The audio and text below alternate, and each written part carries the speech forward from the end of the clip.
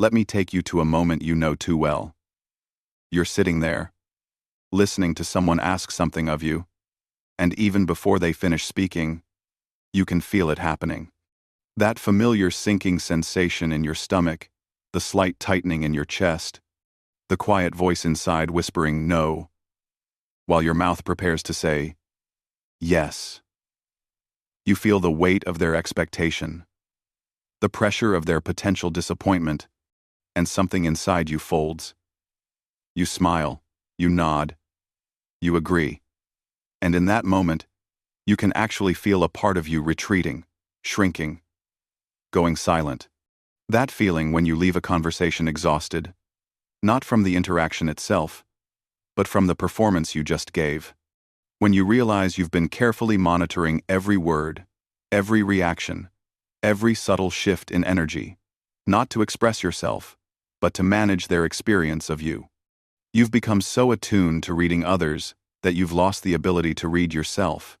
Your internal compass has been recalibrated to point toward others' approval rather than your own truth. How many times have you canceled your own plans to accommodate someone else's last-minute request? How often have you swallowed your opinion to keep the peace?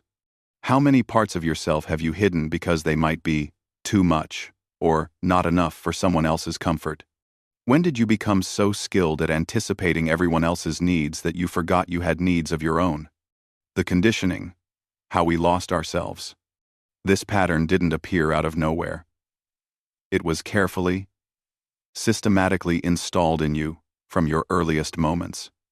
Remember being praised for being such a good girl when you stayed quiet? Rewarded for being so helpful when you put others first?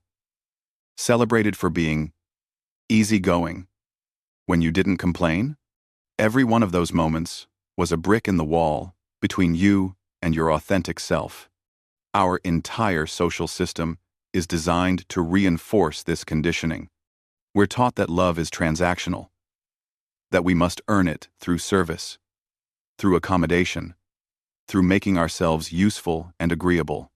We learn that conflict is dangerous, that setting boundaries is selfish, that saying no might cost us the connection we desperately need. The message is clear. Your worth depends on your usefulness to others. The psychological impact is profound. Neuroscientists have found that chronic people-pleasing actually rewires your brain. Your amygdala, the fear center, becomes hypervigilant to social threats. Your prefrontal cortex, responsible for decision-making, gets hijacked by the need for social approval. You develop what psychologists call an external locus of control. You believe your happiness depends on external factors rather than internal choices.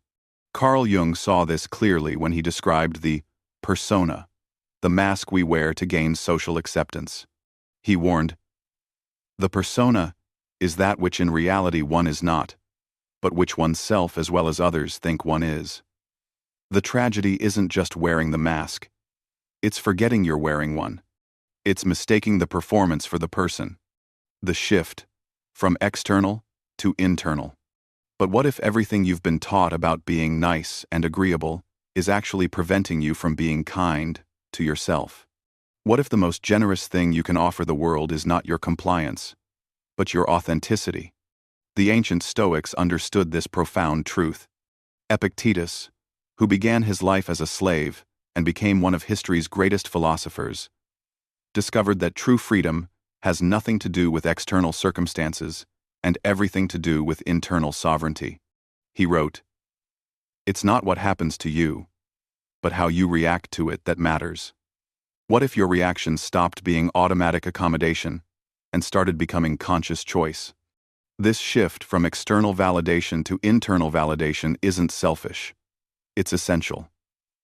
It's not about rejecting others. It's about reclaiming yourself. When you stop looking outward for permission and start listening inward for truth, everything changes. You stop performing authenticity and start embodying it. You trade the exhausting work of managing others' perceptions for the liberating work of knowing yourself. Modern psychology echoes this ancient wisdom. Research shows that people with strong internal validation have better mental health, more satisfying relationships, and greater resilience. They're not immune to others' opinions, but they're not enslaved by them either. They understand what Vietnamese Buddhist monk Thich Nhat Hanh meant when he said, "To be beautiful means to be yourself.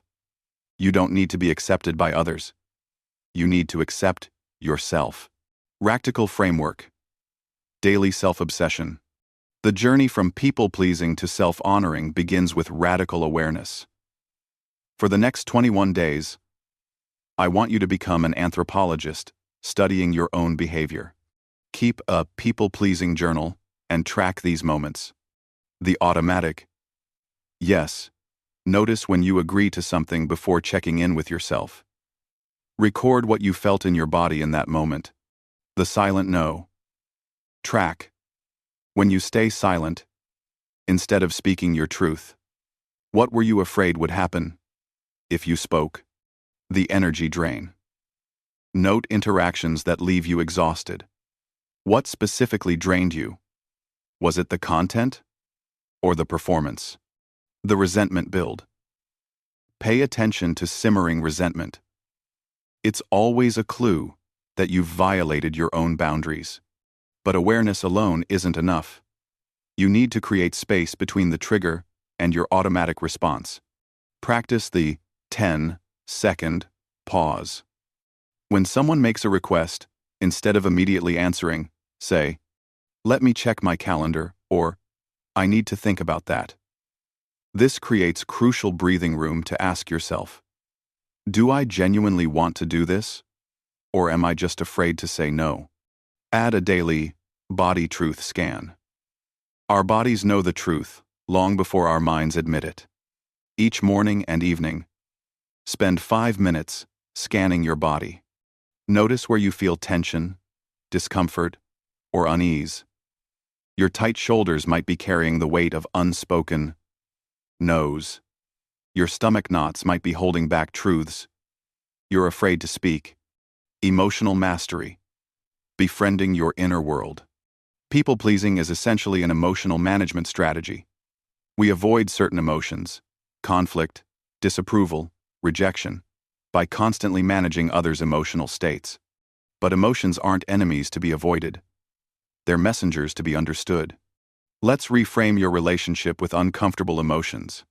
Resentment isn't a character flaw. It's a boundary marker you've been ignoring. When you feel resentment, ask, where have I said yes when I meant no? Where have I given more than I wanted to give? Anxiety in social situations often means you're prioritizing others' comfort over your own truth. It's your system saying, we're not being authentic here. Guilt after setting boundaries is not a sign you've done something wrong. It's evidence of how deeply you've been conditioned to put others first. Practice emotional alchemy, transforming uncomfortable emotions into wisdom. Name it to tame it. When you feel that familiar pull to people, please pause and specifically name the emotion. This is fear of disapproval. This is anxiety about conflict. Get curious. Instead of trying to make the emotion go away, get curious about it. What is this emotion trying to protect me from? What truth is it pointing to? Tensids. Thank it. Your people-pleasing patterns developed to protect you. Thank them for their service. Then gently update them. Thank you for trying to keep me safe, but I have new strategies now. Viktor Frankl's wisdom is crucial here. Between stimulus and response, there is a space. In that space is our power to choose our response. Your work is to expand that space until you can choose your response rather than being hijacked by old patterns. Boundary setting. The art of self-protection. Boundaries are the foundation of self-respect. They're not walls to keep people out. They're the architecture of healthy relationships. They say, this is where I end and you begin. This is what I can give without resentment. This is what I need to stay whole. Start with these foundational boundaries. Time boundaries. Your time is your life. Practice saying, I have other commitments during that time. I need to protect my energy, so I can't take that on. Let me get back to you once I've checked my schedule.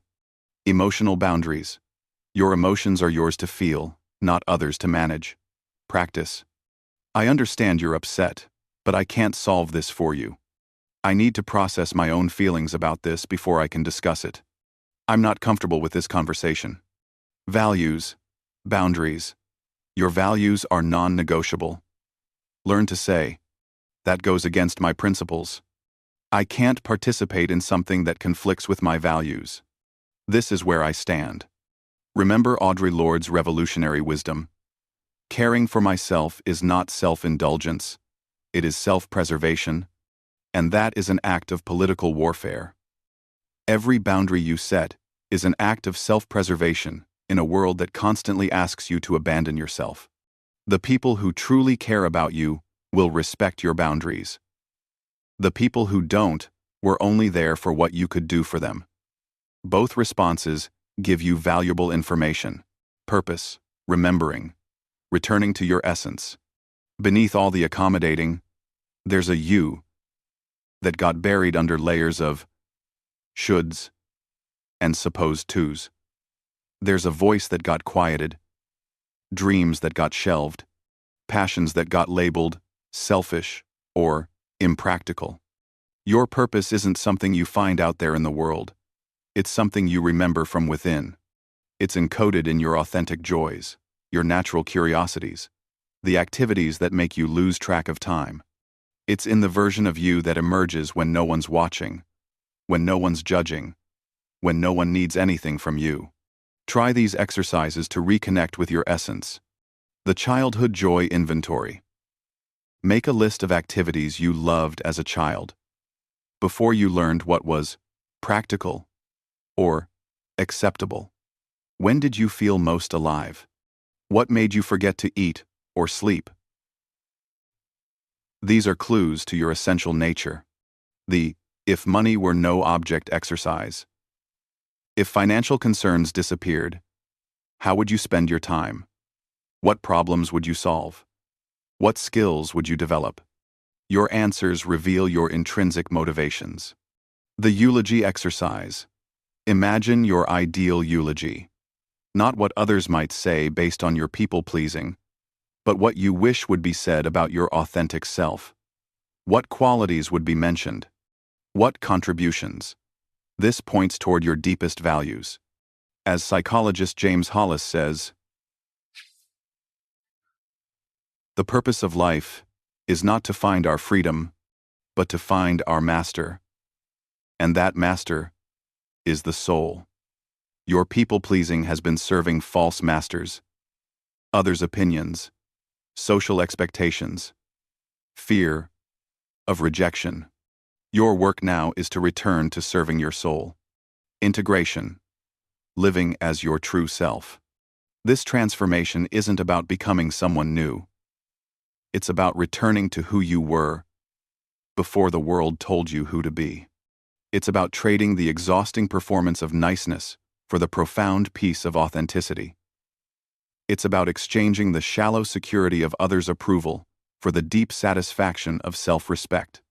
Marcus Aurelius offered this daily reminder. Waste no more time arguing what a good man should be. Be one. Stop arguing in your mind about whether you're being good enough by others' standards. Just be true to your own standards of integrity, compassion, and authenticity. The integration happens in daily practice. Morning alignment. Each morning, ask yourself, what do I need today to feel authentic and aligned? Not what others need from you, but what you need for yourself. Midday check-ins. Set reminders to pause and ask, am I being true to myself right now, or am I performing for someone else's approval? Evening reflection. Each night, review. Where was I authentic today? Where did I people please? What can I learn from both? This isn't about perfection. You'll still people please sometimes. Old patterns die hard. The goal isn't to eliminate people pleasing entirely, but to make it a choice rather than a compulsion. To be able to genuinely choose to accommodate someone because you want to, not because you're afraid not to. Your life is not an audition. You already got the part of being authentically, messily, beautifully you. The people who are meant to stay will adjust to the real you. The space that opens when the people pleasers leave will be filled with people who value you, not just what you can do for them. As you practice living authentically, you'll discover something miraculous. The world doesn't fall apart when you stop holding it together. Relationships don't collapse when you stop managing them. In fact, the ones that remain become deeper, more honest, more real. This is your one wild and precious life. Stop arranging yourself to make everyone else comfortable. Start living in a way that makes your soul feel at home.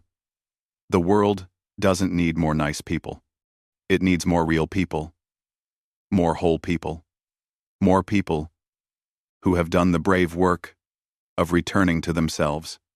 If you're ready to go deeper, I've created a comprehensive guide to building self-trust, the foundation that makes all of this possible. It's waiting for you on the screen now. Subscribe for more tools to live a life that's truly yours, not just acceptable to others.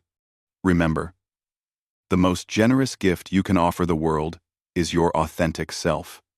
Not the filtered version, not the convenient version, not the people-pleasing version. The real, messy, beautiful, complicated, glorious truth of who you are. Stop people-pleasing. Start living. The world is waiting for the real you to show up.